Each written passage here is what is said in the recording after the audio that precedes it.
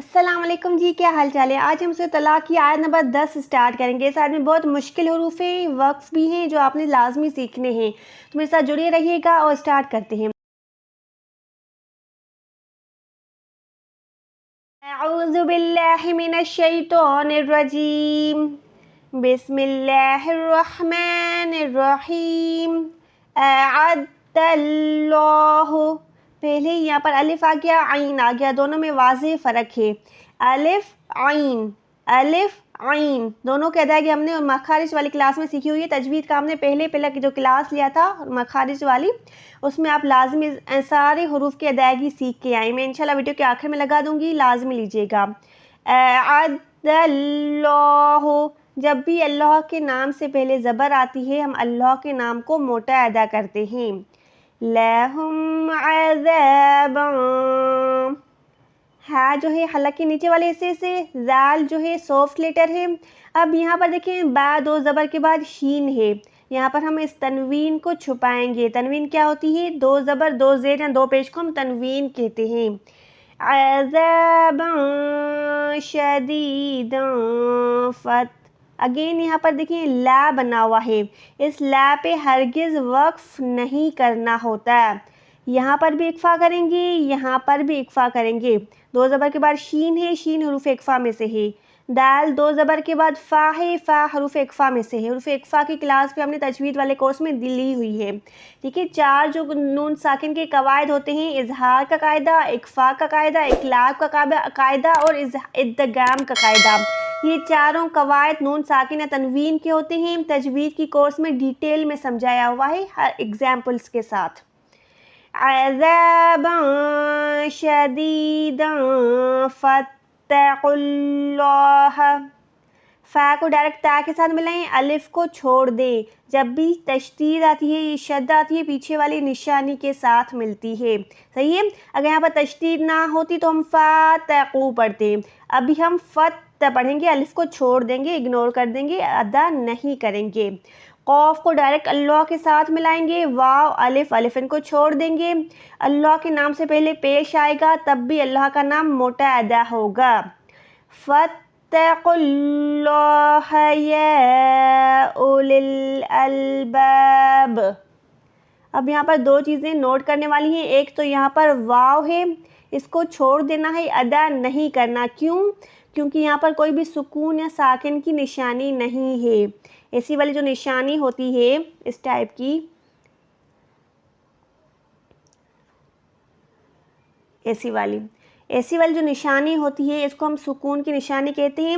اگر یہ واو کے اوپر آتی تب ہم اس کو اولل پڑھتے، اب ہم اس کو کیا پڑھیں گے؟ اولی، یعنی واو کو چھوڑ دیں گے، یہاں پر یا پہ بھی یہ والی نشانی نہیں ہے تو اس یا کو بھی چھوڑ دیں گے۔ اولل، الف پیش یعنی حمزہ پیش، لام زیر لل، اولل الباب۔ یہاں پر میں اسٹاپ کر رہی ہوں تو با ساکن ہو جائے گا، با زیر با ساکن میں تبدیل ہو جائے گی اور کلکلا کا قاعدہ ہوگا۔ کلکلا بھی ہم نے تجوید والی کورس میں ڈیٹیل میں سیکھا ہوا ہے۔ با ساکن آئے گی تو یہاں پر آواز میں وائبریشن آئے گی، لرزش آئے گی، آواز لوٹتی ہوئی محسوس ہوگی۔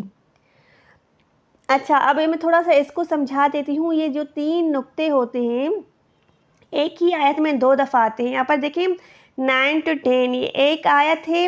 اب اس میں یہ جو نقطے ہیں یعنی یہ والی جو ہے یہ دو دفعہ آ گیا، یہ والا وقف، اس کو ہم کہتے ہیں معانقہ۔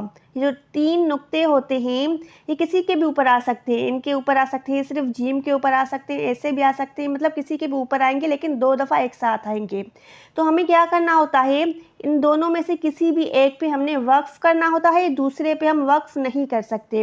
جیسے ابھی میں نے پہلے پہ وقف کیا تو اب میں یہاں پر وقف نہیں کروں گی، میں کیا کروں گی؟ الذین سے سٹارٹ کروں گی، پھر یہاں تک پڑھوں گی، مطلب یہاں پر میں بیچ میں سٹاپ نہیں کروں گی۔ اگر میں یہاں سے لے کر یہاں تک پڑھ لیتی تب میں یہاں سے سٹارٹ کرتی، اس پہ وقف نہ کرتی۔ صحیح ہے، یہ معانقہ کی کلاس بھی میں نے ڈیٹیل میں سمجھائی ہوئی ہے 2 سے 3 بار تجوید کورس میں۔ اچھا، اب یہاں پر دیکھیں الف خالی ہے، الف خالی ہے تو یہاں پر ہم زبر لگائیں گے۔